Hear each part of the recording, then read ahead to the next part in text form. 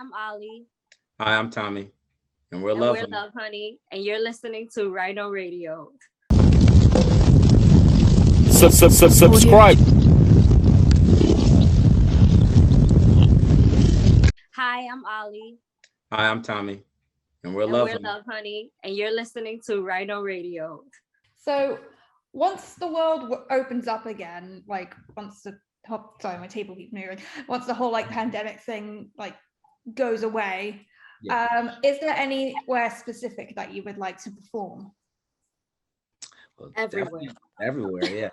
definitely UK, man. We've always wanted to. I remember it was a band that Ali and I was digging on one time, Deep Valley, and I remember seeing we sent each other their Glastonbury performance, and we was like, man, we would kill on something like that. We always just thought about playing on big stages, huge stages with people losing their minds and doing stuff like that. So we definitely want to do the UK. We'd love to do Brazil and back and do some stuff, go to Nashville, play Nashville and do stuff. But definitely love to give the music to a bigger stage, but also we're the same type of people. If we get an opportunity to play for 50,000, we'll go in a small blues club and play for 15 people At the same time. We'll always do that. We'll always sneak into a club and just go in there and do that type of stuff, because we don't have egos that we're like, it has to be 100 people or more, this type of stuff. No, we just want to play and give it to people who want to hear it. I really take pride in our audience, because I know that our audience are people who search for music, who love music, and who want to hear stuff like this. They're not people that are just listening to what everybody else is listening to. And there's nothing wrong with that, because I listen to top 40 hits and stuff like that. So I'm totally into that stuff, but I am a music lover, and I do search for bands, and I do look for new things with sounds that appeal to me. And I think the people that do listen to our music are people that were looking for us in the first place. And so that makes them special. So why wouldn't we go into these little venues or whatever and play for 15 people? Because the 15 people that are there are the people who were looking for us the whole time. Right. Yeah. And you never want to get so big that now those people can't get tickets to the big concert. So, we always want to have that balance. Didn't that happen with Pearl Jam? They had to fight with Ticketmaster or something like that, because they were selling the tickets for too much money. Yeah, so that's the thing, you want to give music to people as much as we can, so we want to be able to make things available and give things back, we try to throw in free pins like we did with our bundle thing, some free pins, because listening to T-Rex interviews, Mark Bolan would always talk about, we need to give something, man. We got somewhere we want to give posters to people for free. Stop asking for stuff all the time, but you as the artist, you're not giving anything. So, it's important for us to give the people who support us. We're so happy that we met you, someone else that could get turned on to the music, and that's why Ali and I do this, because I don't think neither one of us, Ali and I, thought that 5 years ago when we started that band, that we would be speaking to somebody, across the, way across the waters that digs the music, so that's it's amazing to get that opportunity, from doing something that you love and doing something honest. Because when she's writing, it's honest. When I'm playing, it's honest. We're not trying to we're not thinking about the charts. We're not thinking about any of that stuff. We're thinking about, this is us. And if it gets to those points, great. But at the end of the day, we got to live with what we create. And as long as we're comfortable with what we made and stuff like that, we're fine how it goes from that point, Yeah, if we're not comfortable, it gets awkward for sure. There's been times where we've been tested of our own loyalty to ourselves, where we were being someone trying to change something that we created and love so much, and trying to like, here's an opportunity. All you have to do is whatever I say. And it's like, fuck that. No, we're just gonna do whatever we want. And if you don't like it, you could go. We're gonna just keep doing it. Like, thanks though. And that was a big test for us because we got a demo. We got a demo deal for like Atlantic Records, and that's based in New York. So it was a big experience and great thing for us. The idea that thinking that, okay, here's a place that's going to capitalize and that's saying they're about rock and roll, and that's really going to happen. And then we get there and we find out that it's not what it is. And especially for a label that has a history of having some of the greatest rock bands, rock artists of all time. Aretha Franklin, like it's like what the Wilson Pickett. Oh, we're looking at this stuff on the walls, and then they had just acquired what's the Rival Sons, but via Elektra, so they were pushing them. And again, that was another band that had to get popular overseas and then come over, and then now, but we get there and no one, it was just one of the most weirdest experiences to encounter that, like, okay, so you're not ready for rock and roll, but you're pushing that you're about rock and roll. And it was just like Ali said, it was a thing where it really was interesting to me to find out that, like, like about with the Grammys, for example, we got to meet someone that was working with us that got to vote on the Grammys and voted for Greta Van Fleet when they came out and they won. But the person who voted, they didn't even know who the Stooges were. They didn't even know who T-Rex was. They didn't know anything about rock and roll, but had an opportunity to vote on rock and roll. And then you wonder why everything is so screwed up, because you got people having the opportunity to put their name on a ballot next to something, and they really don't know what stuff is. It doesn't resonate with them. Right. And we're a rock and roll band. So like, they get us in there and they want to put pillows on all the the amps and we're like, well, wait, you're saying you want a rock and roll band, but you want to record. You can't condense a rock and roll band. Right. I'm sorry. You cannot. You can't put like a snow globe top on a freaking rock and roll band. Rock and roll is loud. Yeah, it's loud. It hits you right here. Like, turn that down. Turn that down. That there's in this record when he's so loud and somebody's in this, like, oh my God. And there's a video of him saying, look out for your ears, okay? Look out for your ears. He's telling you, like, it's loud. And we met this person, and they didn't know anything about rock and roll, but had gotten assigned to work with us. And it was like, we did everything we could to try to say, okay, this is that opportunity, let's not use it. But then we found out that the person didn't have no love for what they were doing and no knowledge of the genre. And we're looking at, me and Ali looking at each other like, wait, so you voted on Greta Van Fleet, you don't know who Led Zeppelin is, you don't know any of this stuff, you're just going with whatever they tell you to do. But like I said, we don't give a fuck, man. We'll call something out because we're rock and roll. The people, our heroes, they spoke their mind. They didn't just like conform to stuff and say, okay, we're gonna do what you say. Then it wouldn't be rock and roll. So we just saw that, like, what Atlantic was doing was obedient rockers.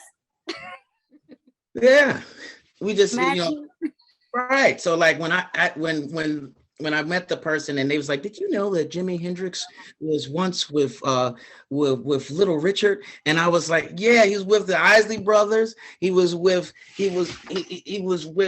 Ike Turner. He was with a lot of people. So, and then I literally had to send this person text message of like Sister Rosetta Thorpe. I had to like send them all these things of like the history of rock and roll, but they were in a position of power to where they wanted us to look up to them.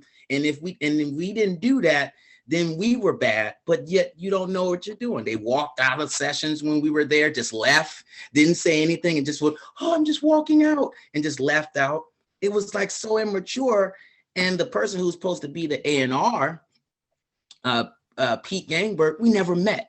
So we're looking at stuff we're reading books, me and I are looking at documentaries like the A&R is who makes the record. They're the one that worked for you. So the A&R they had on this contract, we never met. we booked a show with this awesome rock girl that we named JJ Wild that had just gotten signed to Sony. I sent the venue and they booked us. We went there, place was packed. Atlantic didn't show up to that show. They didn't show up to the other show where we had 100 people on a Tuesday night, 2 different times. We was like, you got to come see us live. We 2 really great shows. Right. We told the engineer, we told them, no one showed up. But yet this same interview of this Pete Gangberg guy, he's saying, I could see if a band was great, if there was 2 people in the audience, or if there was nobody in the audience. And when we tell you have to be in the audience to know, sir. Right. And we never heard back. So we were like, dude, this is whack. And then he's pushing Rival Sons as the return of rock music, but then they turn around and lose the Grammy to Gary Clark Jr. And we're like, I guess this is what happens when you tell the public you're for something and you really aren't about that life, because we live and breathe rock and roll. This is in our veins. And so when we get that opportunity, we say, come see us, because a recording is anything. You can make anybody sound good on a recording, but can they perform live when they're a rock band? Are they playing their instruments?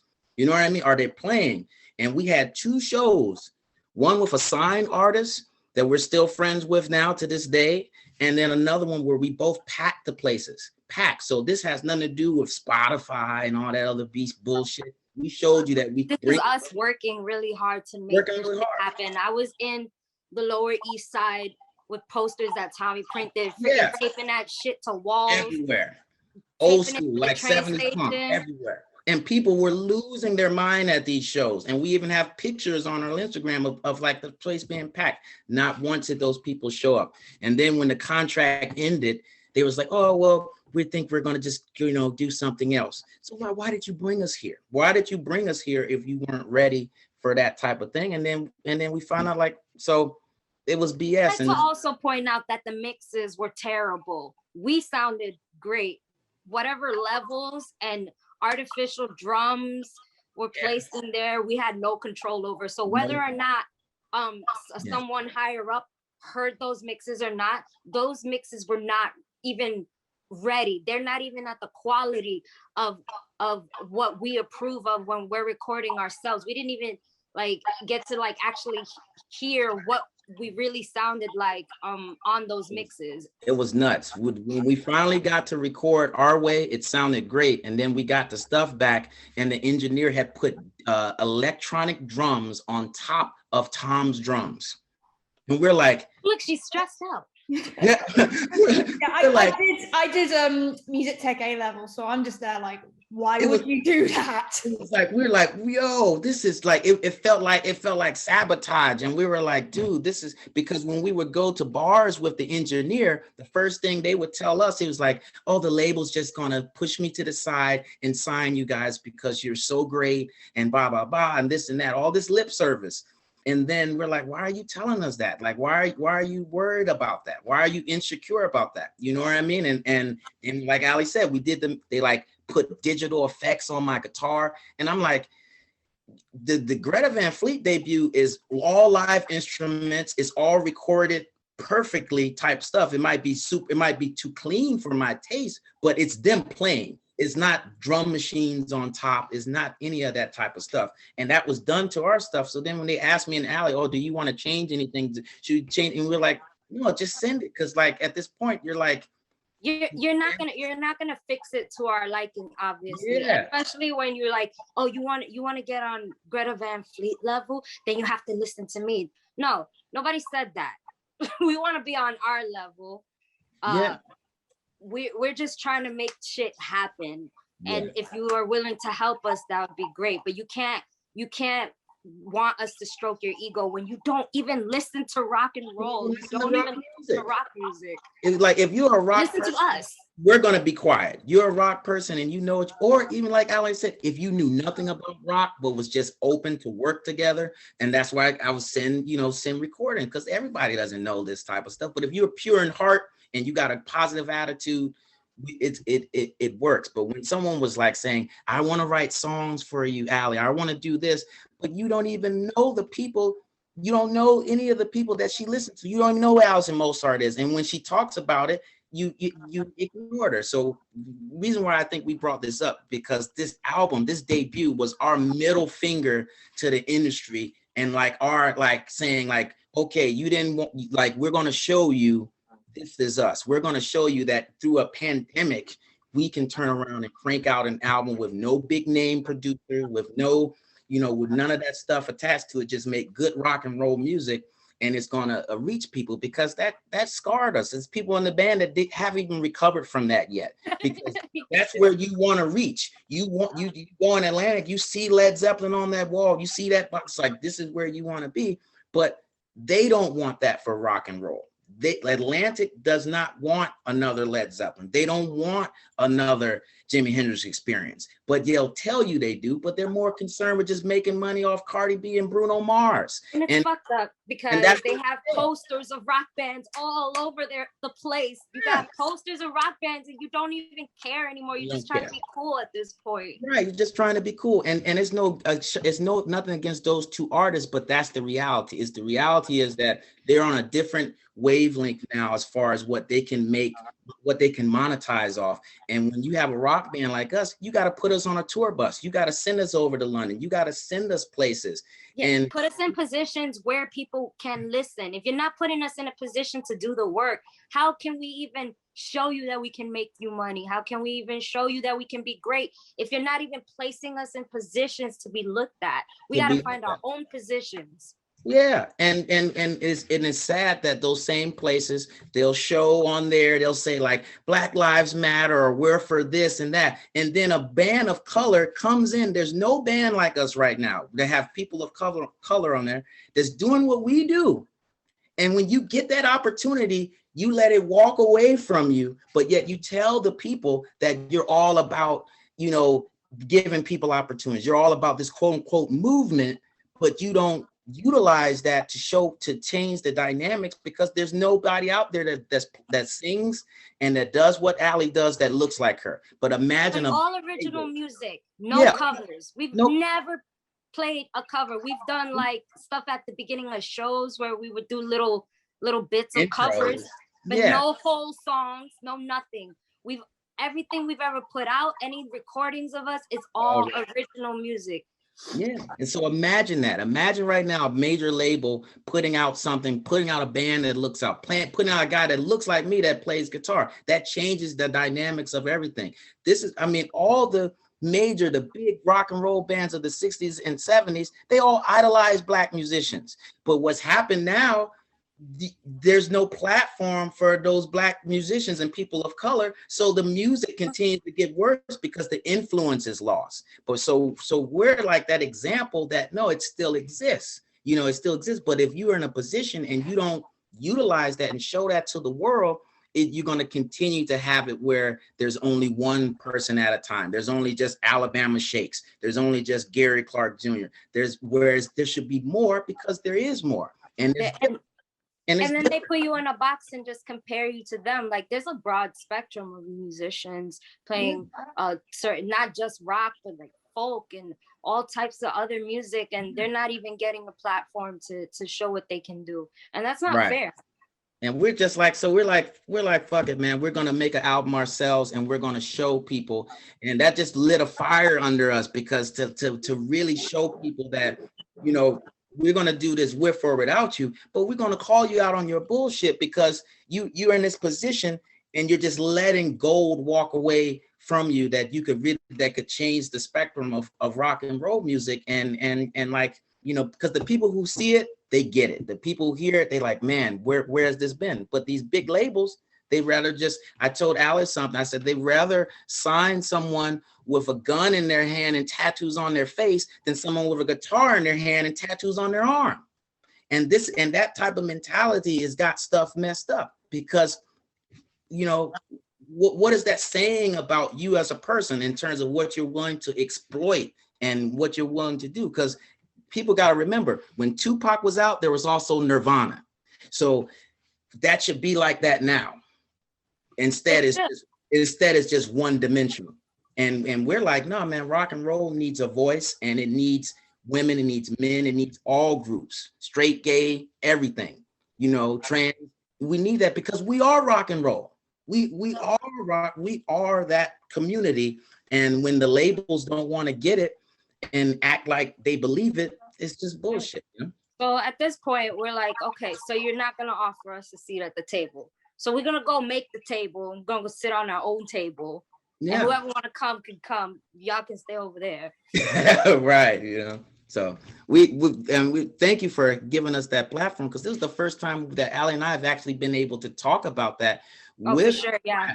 We haven't even talked about that because it was just inside, and we're like, that was the true spark that gave this album life, was that rejection. But rejection is fine. But when it's false rejection, when it's like rejection that's fake, that's the type of stuff that makes your blood boil. If we're ourselves and you say I don't like it, okay. But if it's not ourselves and you don't even want to hear us, we're like, dude, man, we're gonna call you on all your stuff. We're gonna say how fake you were with this Grammy stuff, and you're hearing people like The Weeknd and other people talking about. We were in there and saw how this went down. Someone voting on a rock band that knows nothing about rock and roll. So that's not us being haters. That's us being like, yo, if you think this rock and roll stuff is bad, it starts in these labels and what they're doing and how they're voting and how they got people in positions that know nothing about the genre. Yeah. And you could call music a business if you want to and say that, it's about making money, but you're throwing you're like a vending machine for artists that have no longevity. And that's a freaking soul crusher in itself. I wrote a song called Soul Crusher. That was amazing. What a transition. I love it. Segue into Soul Crusher after that. Oh my goodness. But it's embarrassing, because they can call it a business if they want to. But at the end of the day, you guys have the power to create the business. You have the power to push the type of artists that you want people to hear. So you brainwashing people to listen to all this other stuff, you can easily brainwash people to get back into rock and roll. So like when they turn around and say, this is a business, we got to make some money off it, you're not even giving us the opportunity. We've done all this work ourselves. We've landed magazine articles ourselves. We've landed blog posts ourselves. We've been getting traction ourselves. Like, nobody's helping us do this shit. So the fact that you have the power to do this and you just don't want to, clearly. Right. Yeah. So just be honest. Just be like, we don't want to see rock and roll rise up. We don't want to see, because we don't want to see people playing instruments anymore. That's why Jack White was so pissed off. He was like, music, people have to play instruments, and here it happens and we don't do it. Now, that's not all labels. There's some labels that's never even heard of us. And if they got the opportunity, they might jump on it. But the major ones that are out there that aren't looking for rock and roll, it's hurting all of music, because, that's where the honesty is going to lie. Like, that's where the truth is going to be. It's going to be the people that are just fed up and making records and putting them out there. So I'm just glad for the platform so we can be able to do it, but that was tough, man. Like, cause when you make music, like, that's easy for me and Allie, but with this business stuff, oh my God, man, it's just like annoying. If people like you didn't have shows and platforms to talk to actual musicians, like what would we be doing right now at all? Right. How would we even be getting a message out there, period? Out to the people. So that's why we have to big up people like you that's doing what you're doing, because you've taken the time to give us a platform to be able to lend our voice, and we're and that's all we want to be, is to have our voices heard. And I think that rock and roll is just like the best platform for that, because I don't have to talk. I don't have to talk my anger. You can hear it in the guitar. Yeah. You know what I mean? So you can feel the emotion of what I'm feeling through that. You can feel what Allie's saying, what she's right, how Tom's hitting the drums, how Matt's playing the bass. And I think if that can get to more people, I think things will be a lot better, for music in general. But these freaking lame guys in these suits, man, they're like, I don't know. It's not just about wanting to be big and famous and make a lot of money. It's clearly about passion as well. You know, you got to be passionate to play music that some people don't even want to give a chance to listen to. I mean, me and Tommy can write 50 hits right now. I can write a Paramore song. Easy. I could write Beyonce a song easy. I could write anybody a song easy. But I choose to do what I actually love, and I'm pushing for that to be, you know, status quo. Like, I'm pushing for that to be something that's bigger, because that's what I'm passionate about. Yeah, and it's a sacrifice. It's a sacrifice to be true and be yourself, because we meet people who are just doing stuff and they're in there, but they're not themselves. So you'll see them saying, on this album, I'm finally showing myself, or like, I'm going to show you guys that I like rock music now, but they liked it all along, but they could never be themselves. So we wanted. They never got a chance. Yo, I love Miley Cyrus's like new album. I can't even lie. Like I love it. And I never loved any of her music, like, but this new album, I fuck with it heavy. Yeah, you know, so that's all. You know, I hope that was. I hope if you know, we didn't sound too aggressive about it, but you know, we just had to be real. You know, I could tell, like, it's obvious. I hate it when like people are two-faced, especially with like companies that would say Black Lives Matter, Happy International Women's Day today, and Black History Month, and then like basically do that to you guys behind closed doors. Especially, like, first of all, someone not knowing the godmother of rock. I mean, exactly. When I took Allie to Nashville, the first thing I had was take her to this mural they have that has a big picture of Sister Rosetta Thorpe and Joan Jett. Like, this is like, and you don't know this stuff. I need to go to that. Like, the only thing I've got near me is probably the Memorial of John Bonham, which is like, wow. Oh, wow. That's awesome. So yeah, I mean, like, it was insane, like what we experienced in terms of like that type of like fakeness. And it's like, I was like, all I could tell was Allie's like, I hope these other labels aren't like that. I hope these other places aren't in that thing. But the ones that are decent, like, you know, Jack White's label, they only have like 2 or 3 people signed. So the labels that are like actually, because they don't have the money. So the good labels that are actually really good, they can't take those risks unless if they already got just 4 rosters. But the ones that have the money, that have the push, they want to just exploit, honestly, the stuff that they feel is the cash cow for them that's working. Whereas, like, you saw it work with Greta Van Fleet. You saw how positive that was for rock and roll. Why not keep doing that in different factions, the same way how people saw how the Strokes, and then you had Kings of Leon, then you had Vines, you had all of these bands that spawned off of that movement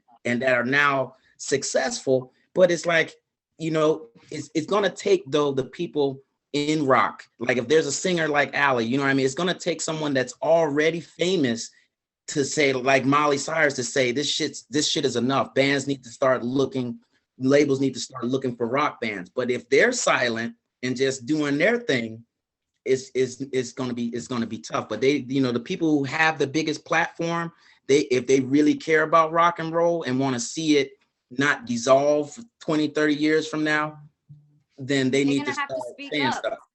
Gotta speak up, you know? Yeah, because we're not gonna stop.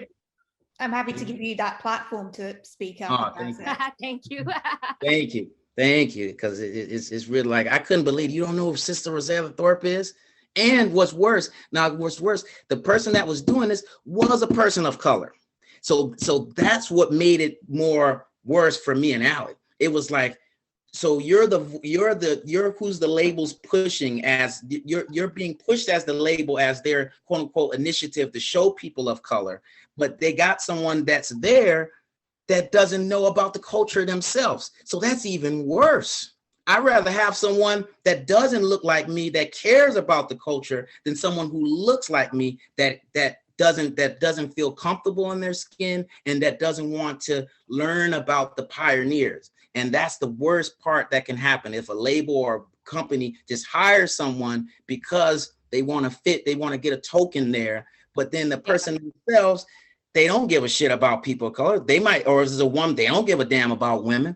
You know what I mean? But you, from the outside looking in, you wouldn't think that. You would think that they're about that, but then when you meet them, you find out that they're full of shit.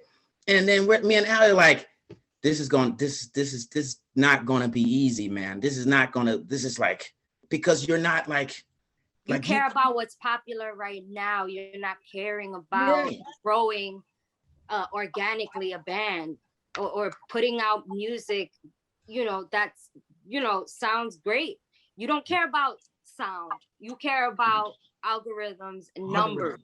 And numbers got nothing to do with music. Right. Because if you put us in the same field as everything else. But what they do is they look at the numbers that you have and look at and say that they're low, but that doesn't make sense. If we let us start the race at the same time with the same shoes, with the same Gatorade and everything else, and then determine your numbers. But they're determining numbers based off someone who has management, someone who has a publicist, so of course they got 1 million monthly listeners or 200,000. How in the hell you expect a band that's unknown, that doesn't have money behind them, that's doing a genre that's not even being pushed by labels to be on that same level? So they'll tell you that it's your numbers, which is complete. Or they'll say you only have 5,000 followers on Instagram.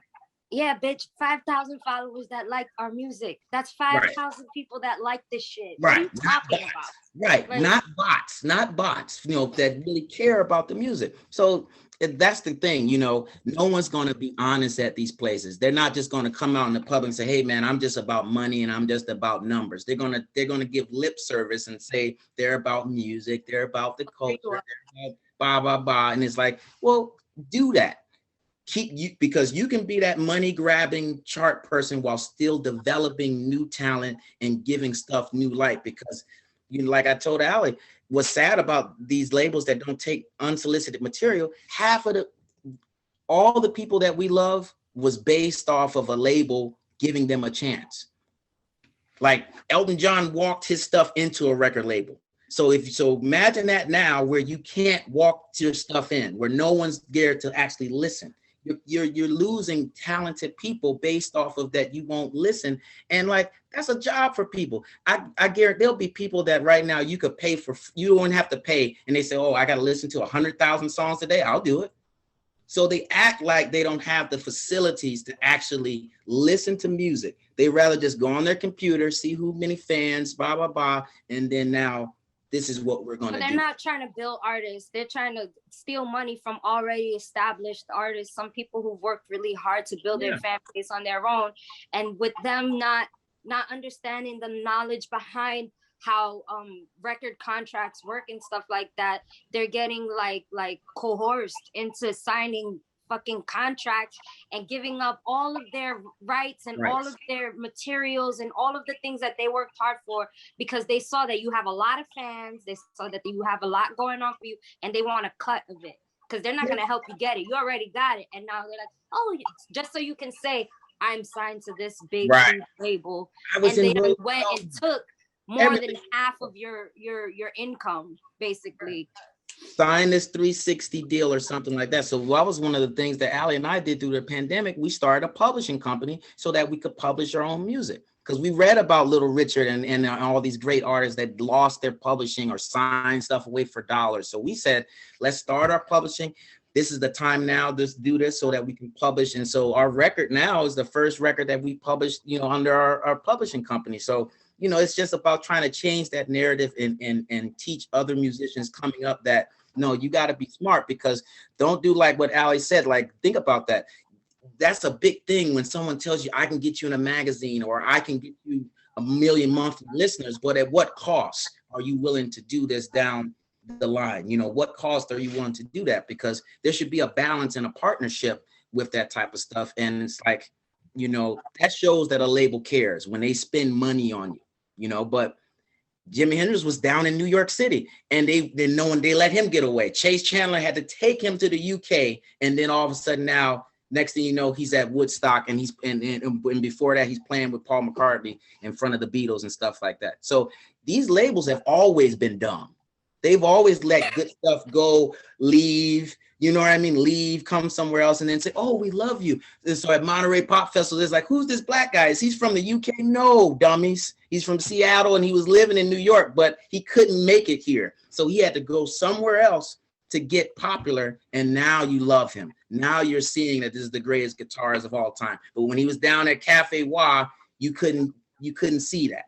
So if it happened for someone like him, we see how it could happen for someone like, you know, a band like us. And so that just motivates us to be like, to keep positive and keep moving forward, you know. But, you know, it's sad, but like Metallica say, it's sad but true, you know. So what can you know, we just got to just keep hustling, and we're enjoying ourselves. This album has made us so happy.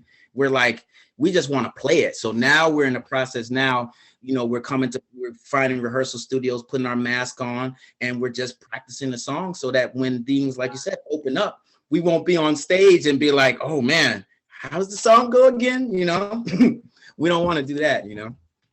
So I think it frustrates me as well that there's so many places that are like, oh, we need the next Metallica, we need the next Nirvana, like the next big rock band of like the 2010s, 2020s, and I'm just here like, fucking look for it, because it's right in front of you. You're just not looking at it.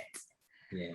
I'm very interested to know what other bands are out there that are so amazing that aren't getting a chance to shine in a way. Like, I'm sure it's not just like us, you know what I mean? I'm sure there's plenty of bands out there that are so great and they're just not getting opportunities to get somewhere, you know. You got to be really, really, really passionate about this shit to want to continue doing that after getting rejected so much. Yeah, you got, and you know, and so it's up to the bands before to give people, you know, opportunities and let people open, you know, and that's a whole nother dynamic there, the opening slot situation. So, you know, it's a lot of people, you know, that are paying to do these type of things, and a lot of people don't care who opens for them, but you know, but then there's people who do care. And so that's why we love classic rock and that community of the vintage rockers and the people, because they care about the music. They care about who's opening for them. They care about who's coming out before them and playing and stuff like that. So, you know, it's a rich history of musicians who can, but you know, a lot of them are fading away. A lot of people are selling their publishing and stuff because they're like, I've done what I needed to do, you know, and I don't want to get on the stage. I don't want to do this anymore. So, you know, Al and I are hoping that we can be that, you know, building block, because we definitely want to help other bands when we get there, because there's going to be bands that struggled and did the stuff that we did, but it's up to me and Allie, once we get those opportunities, to give them a chance. It's up to us, because we're not waiting for the labels to ever see the light or quote the new A&Rs to actually start going back to shows. The artist has to be the one that makes opportunities for people. Also, we can't just be about ourselves. We just can't be about me, and then say that we want to see the genre continue to grow. We have to be about ourselves and about shining light, like Ali said, on other people who need opportunities as well, you know? Absolutely. So a little bit of a lighter note, I hope. What's your favorite song from the album? Ooh. Oh, crap. Ali go first with that one. Oh, my God. Man. It's like, it's a tie between like You and damn. Oh. I love You and Him very, very much. Those songs, they really, I feel like I really wanted that song to be on the album, and I that was my favorite song initially, and then we wrote You, and then I was like, fuck. I would have to say it's a tie between You and Him. My cat was trying to get on. I was trying to encourage my cat to get on the table, and she was like scared to climb up, but it's okay. He's still scared. Her little ear, there's her little tail right there. It's okay. It's okay. It's okay. But so like with me, man, favorite song. I love all the songs. I guess like my favorite two guitar solos are the guitar solo in You and in Home. Those are my favorite guitar solos. I really love the way that they came out. As far as songs, man, that Liquid is cold-blooded. I love the Liquid so much. But on the rock side of things, I love I love, oh my God, man, this is tough. It's hard because we do really love, these are songs that all the songs that we chose for this album, there are no filler songs just to fill the album. There is a deep love and appreciation for every single song on the album. So I love Soul Crusher. I love Little Soldier. You know, I really love those. I love all of them, but so I'm like, I love them for different reasons. You know what I mean? For different reasons of. I love them for different reasons. How about you? What with Naomi? Let's put you on the spot. While we scramble to think.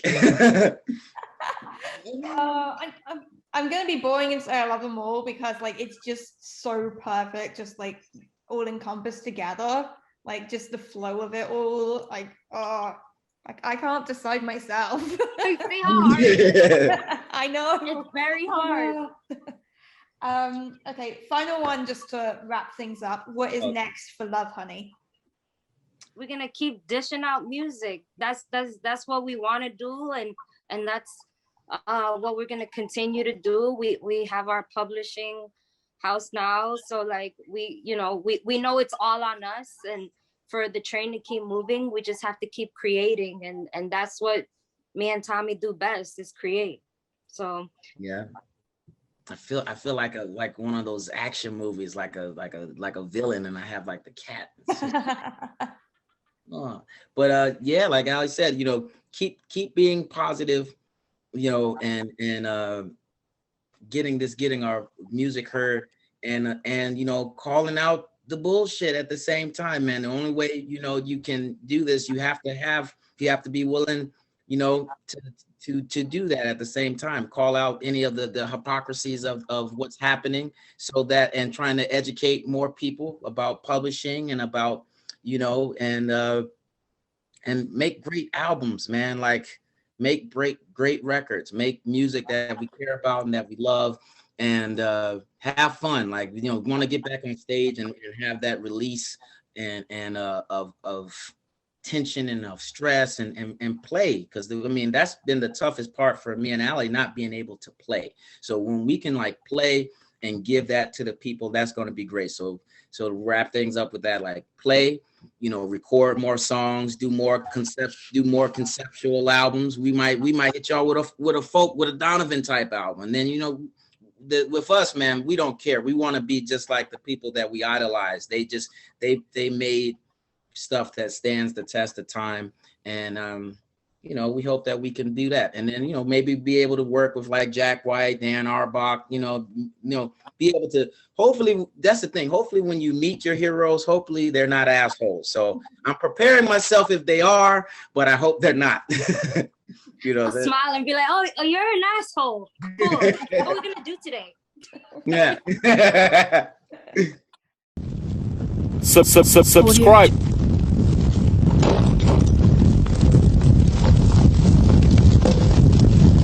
Subscribe.